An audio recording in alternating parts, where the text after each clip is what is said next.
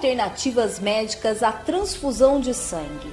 Como a medicina vem realizando esse tipo de tratamento no mundo? E de que forma os médicos aqui do Brasil tratam o assunto? Quais os benefícios para os pacientes que submetem a uma cirurgia sem o uso do sangue? A UFMS promoveu uma palestra para mostrar que existem técnicas que são utilizadas em procedimentos cirúrgicos sem transfusão de sangue. Alguns trabalhos médicos vêm mostrando que o sangue está mais relacionado com risco do que com benefício. É um debate que a gente tem que ver as perspectivas das alternativas ao tratamento sem uso de sangue. Então nós precisamos achar um meio termo, achar um caminho que, através de pesquisa, de conhecimento, de um debate baseado em conhecimento e não baseado só no fato religioso. Informações todas baseadas em trabalhos científicos realizados com sucesso. O próprio profissional, o médico que está lhe atendendo, solicitando um tratamento isento de sangue. Respeita o direito das pessoas de que dê uma alternativa para ele, né? Ele ficou satisfeito com essa alternativa. A pessoa pode realizar como eu realizei. Hoje eu estou bem, eu senti medo na verdade, mas hoje eu já não tenho medo de encorajar outras pessoas que estão talvez com esse mesmo problema. Pode fazer fé, coragem, que é positivo. Nos Estados Unidos e também no Brasil, muitos especialistas já utilizam de tratamentos sem o uso de sangue. De acordo com os profissionais, são práticas seguras e que dão resultados positivos para o paciente. Este cirurgião da Pontífice Universidade Católica PUC de São Paulo realizou uma palestra para os acadêmicos de medicina da UFMS e mostrou o avanço da medicina em relação a esse tipo de tratamento. Aqui é uma endoscopia, está tendo uma hemorragia no pâncreas, ele está tendo uma hemorragia no sangue. Por endoscopia, eu posso fazer esclerose do vaso do pâncreas. No Brasil está em processo de desenvolvimento ainda, né? O tratamento médico sem uso do sangue, que é a conservação e gerenciamento do uso do sangue, é um trabalho que foi feito nos Estados Unidos, depois passou para a Europa, e os médicos lá da Society for Advancement of Blood Management, que é uma associação médica que estuda o gerenciamento e a conservação do sangue, têm aplicado esse conhecimento na mídia e isso causou assim, um certo interesse nos médicos aqui do Brasil. Tem 7 médicos do Brasil que fizeram essa especialização lá nos Estados Unidos e esse curso de especialização veio trazendo luz nova, uma luz diferente sobre o que é o sangue na realidade. Alguns trabalhos médicos vêm mostrando que o sangue está mais relacionado com risco do que com benefício. Então, como o médico tem a obrigação de trazer para o paciente o que existe de melhor em termos de tratamento médico, o sangue não é o que existe de melhor. Então, essa associação médica está pesquisando e trazendo à luz outros recursos muito mais eficientes e menos expostos a riscos do que o próprio uso do sangue. De acordo com os especialistas, a transfusão de sangue pode trazer graves problemas para o paciente. O primeiro é o risco de que o sangue esteja infectado por bactérias e vírus, além de outros problemas mais graves. A transfusão de sangue, por mais simples que pareça, ela não é tão simples. Ela é uma agressão ao sistema imunológico. E quando você infunde um sangue que não pertence àquele organismo, que vem de outra pessoa, você gera uma resposta imunológica muito intensa dentro do organismo. E essa resposta imunológica ela pode causar diversos danos. Inclusive a injúria celular, com lesão de células do indivíduo, estimular o surgimento de doenças imunobiológicas. E um outro fator importante é a possibilidade de você não conseguir ter identificado nesse sangue a presença de vírus e bactérias que podem gerar infecções nesse paciente, entre HIV, hepatite B, hepatite C. Porque, assim, na realidade, o nosso sistema de triagem sanguínea, ele não é um sistema tão perfeito assim. E você pode ter falhas e esse indivíduo, inclusive, ele pode ter complicações de infecções como hepatite C, hepatite B e HIV. Quando você faz uma transfusão sanguínea, você está estimulando uma resposta imunológica do organismo. Toda vez que você põe dentro de um organismo algo que não pertence a ele, o sistema imunológico reage de uma forma anômala. E essa reação pode levar à lesão da célula do próprio indivíduo. E essa lesão, chamada injúria celular, é um dos fatores de surgimento do câncer. Uma maneira simples, mas que existem alguns riscos. O palestrante ainda explica o que acontece quando uma pessoa recebe o sangue de outra pessoa. O meu sangue em mim, ele é excelente. Ele me conhece, ele conhece todos os meus órgãos e ele me protege. Ele defende qualquer agressor, qualquer corpo estranho que vier para o meu corpo, ele sabe se defender. Ele agride aquele corpo estranho que entrou. Agora, o meu sangue em você é um desastre. Mesmo se houvesse compatibilidade, os meus órgãos são diferentes dos seus órgãos, então meu próprio sangue vai combater você. É isso que acontece no primeiro instante quando você dá sangue para uma outra pessoa. Os antígenos do corpo vão ter briga com o anticorpo do sangue que você injetou e vice-versa. O seu corpo também vai rejeitar o sangue que foi dado, porque ele não é dele. Ele também vai brigar. Então vai ser uma guerra lá dentro. Esse é o primeiro passo. Segundo passo, o sangue estocado, ele sofre alterações, tanto biomecânicas como biofísicas. Então o sangue estocado, quando ele é conservado na geladeira, ele sofre uma alteração da forma globular que ele tem. Normalmente ele tem uma forma discoide, bicôncava. Esse glóbulo vermelho, quando colocado na geladeira, ele se transforma numa forma globosa, como uma mamona cheia de espículas. O sangue, para passar no capilar, ele tem que se retorcer. O capilar tem o tamanho aproximadamente 2,5 microns. E o glóbulo vermelho tem 7 microns. Ele é 3 vezes maior, aproximadamente. Então ele tem que se torcer para poder passar. Quando você colocou o sangue na geladeira, para conservar ele armazenado, ele endurece e deforma. Então ele não vai passar no capilar. Os trabalhos médicos atuais vêm mostrando que o sangue estocado obstrui a microcirculação. E ele libera hemoglobina livre, que é nefrotóxica. Então o paciente que faz uso do sangue normalmente está relacionado com a morte e insuficiência renal. Já para a medicina, são opções terapêuticas confiáveis para salvar vidas. O diretor clínico do Hospital Universitário analisa o assunto de forma positiva para a formação dos futuros profissionais. Até o presente momento, né, ao longo das décadas, o sangue tem sido utilizado como um mecanismo de se salvar vidas, né?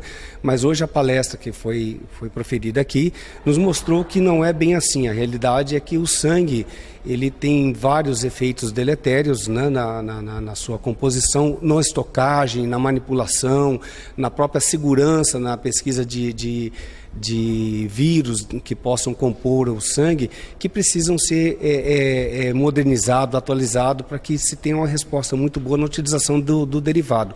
E, por sinal, o melhor seria que nós desenvolvêssemos técnicas, e isso vem sendo estudado nos últimos anos, que a gente pudesse não utilizar o sangue exógeno, o sangue de uma pessoa sendo transferida para outra pessoa, e que essas tecnologias possam poder resolver esse problema. De acordo com o Capelão Reis, que é professor da bioética da UFMS, trazer o assunto para dentro da universidade é importante não só para os estudantes, mas principalmente para o cidadão. É um debate que a gente tem que ver as perspectivas das alternativas ao tratamento sem uso de sangue.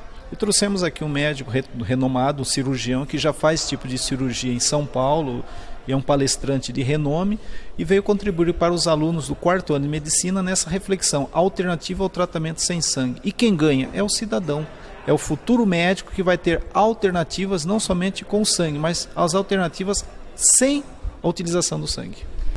No Brasil, nós temos já mais de 10 grandes hospitais, grandes centros, que fazem todo tipo de cirurgia sem utilização de sangue. E a maioria das pessoas que utilizam esse benefício técnico, científico, não são testemunhas de Jeová, são pessoas que querem um tratamento alternativo sem o sangue.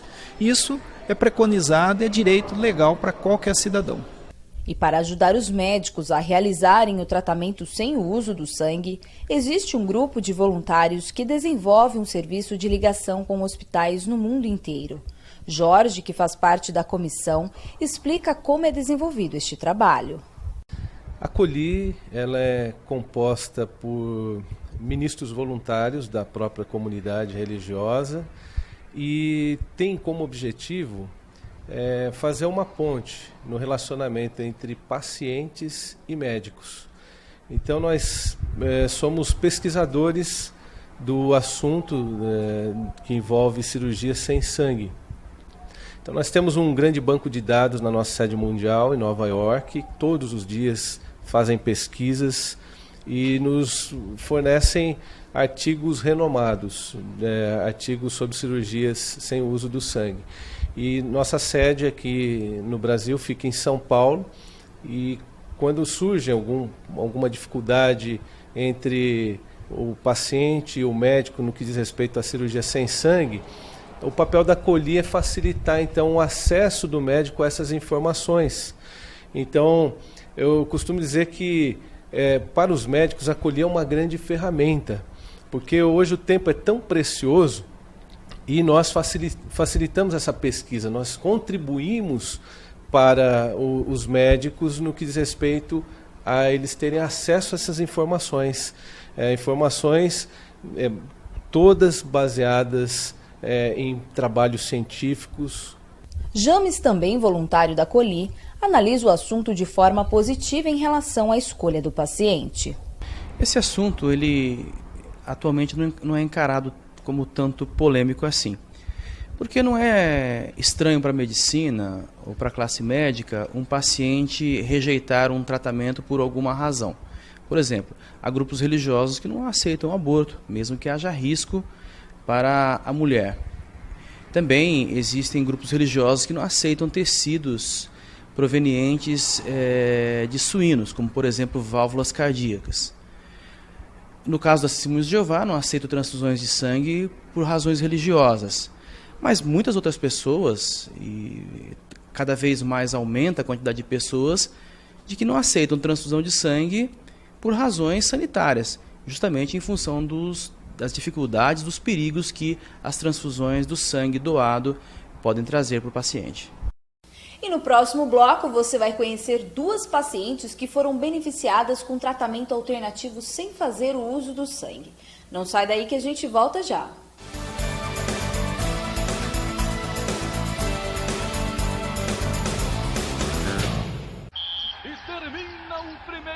E aí, galera? Vamos aproveitar o intervalo e partir pra cima da dengue? Quem tá comigo? 1, 2, 3, time! Proteger a sua casa da dengue custa só um tempinho e pode livrar você e toda a vizinhança de um grande problema. Fique atento aos locais que podem acumular água e mantenha-os sempre limpos. E aí, já começou o segundo tempo? Ainda não, Cafu. Ó, dá tempo de fechar esse lixo que você esqueceu, hein? Não dê tempo para a dengue.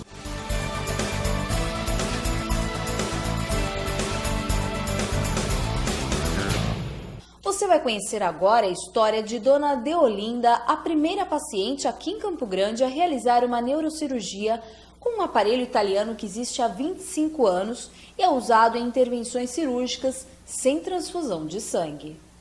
Depois de sentir fortes dores de cabeça, Deolinda precisou realizar um procedimento cirúrgico após ter um acidente vascular cerebral.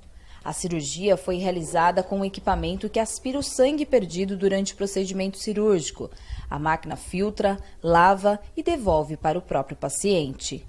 Aí surgiu assim um tratamento alternativo, porque sempre nesses casos, mesmo que a pessoa não venha a usar, mas sempre reserva algumas bolsas de sangue, né? Aí foi, o médico falou, aí meus filhos entrou em contato com uma biomédica lá em São Paulo, que tinha uma máquina que substituiria esse sangue, né? Que ela faz ela pega o sangue que você está perdendo e elimina todas as impurezas e reintroduz em você. Aí foi pedida e essa máquina veio, e com a ajuda dessa máquina eu pude ter uma cirurgia tranquila e não tive nenhum problema decorrente da cirurgia. Estou bem hoje, já com 2 anos que fizemos essa cirurgia, que eu fiz, né? Estou bem. A cirurgia durou 9 horas. Hoje, com uma vida normal e bem de saúde, ela acredita que esse tipo de cirurgia pode beneficiar não somente a um grupo, mas sim a todas as pessoas. Eu fiquei contente com essa alternativa, né, de usar essa máquina que já existe, né, em vários lugares no mundo e no Brasil quase em todas as capitais tem, né, mas aqui ainda não tinha. Aí foi uma oportunidade, né, dessa máquina vir e me ajudou eu fazer minha cirurgia, ficar mais segura, né? E também para outras pessoas que depois veio a usar. Porque aí eu não precisei usar o sangue, e que eu também não usaria mesmo, né? Por minha convicção. E também assim, que eu fiz a cirurgia e não corria risco, né? E, além disso, ainda o sangue que é introduzido, ele é limpo, tirado todas as impurezas. Isso ajudou até na recuperação a ser mais rápida. Dona Sofia também realizou um tratamento alternativo. Hoje, sorridente, ela até relembra as histórias da foto pregada ao lado da cama. Depois de passar por uma cirurgia cardíaca, ela explica como lidou com o medo de ter que realizar um procedimento cirúrgico de alto risco. Olha, foi o seguinte, eu comecei a sentir uma canseira, um batimento forte no coração. Então eu resolvi fazer uma consulta. Aí eu falei com o médico resolveu mandar eu fazer um exame. Aí ele mandou fazer o exame, eu fiz, que quando veio o resultado que eu fiquei sabendo que eu tinha que fazer essa cirurgia. Na hora eu confesso que eu fiquei com medo. Fiquei com medo. Mas depois o médico mesmo, ele me ajudou muito. Ele me encorajou muito e eu resolvi operar. Tranquila e muito alegre, para ela a fé é fundamental para manter-se viva. E conta que se sente feliz por saber que os médicos respeitaram a posição dela. Eu teve bastante sorte de hoje eu poder estar falando sobre o que eu já passei e a vitória que eu tenho tido. E isso eu deixo também para as pessoas que talvez estão na mesma situação minha, né? Lutando para fazer uma cirurgia sem o sangue, porque a gente sabe que o certo é fazer a cirurgia sem o sangue. O certo é esse. Então eu deixo essa mensagem para as pessoas que tenha fé, vai em frente. E isso também depende dos médicos, o médico também ajuda muito a gente.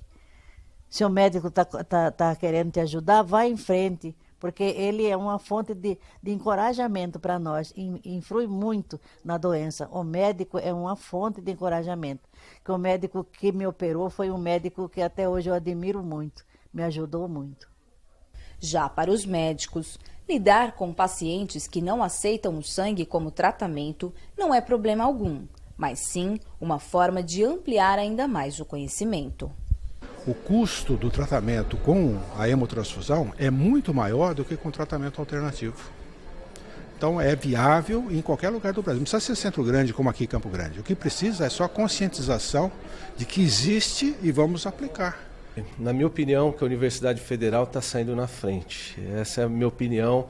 Não é a primeira vez que nós participamos em palestras para a turma de medicina na Universidade Federal. Muito bom, eu acho, os alunos, os acadêmicos, já terem esse contato na universidade com as opções terapêuticas das transfusões de sangue. Eles saberem que existe tanto recursos, como técnicas, como equipamentos. A medicina avançou.